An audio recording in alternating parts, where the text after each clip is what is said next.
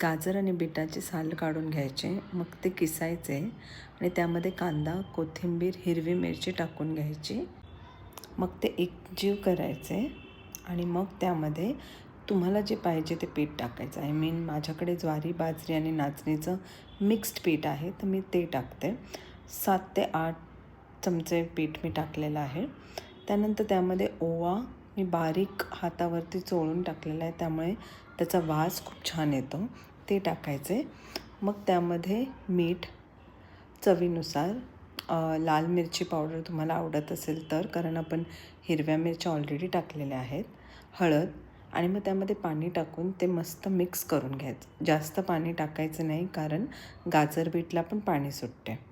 ते झाल्यानंतर असं कन्सिस्टन्सी थोडी गोळ्या टाईप झाली की त्याचे जसे तुमचे साईज आहे त्याप्रमाणे गोळे करून घ्यावे.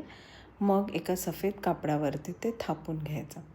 थापताना आधी कपडा ओला करावा, मग त्यावरती पाणी टाकून एक एक गोळा हळूहळू थापून घ्यावे. थापून झाल्यानंतर त्यामध्ये होल करायचे, कारण आपण जेव्हा तव्यात टाकतो ते कच्चं राहत नाही. त्यामुळे असं थापायचं व्यवस्थित आणि मग त्यामध्ये बोटाच्या साहाय्याने 7 ते 8 होल करायचे. मग तव्यावरती तेल टाकून तवा गरम झाल्यावरती त्यावरती थालीपीठ सोडावे. मग एक एक साईड मस्त खरपूस भाजून घ्यावे.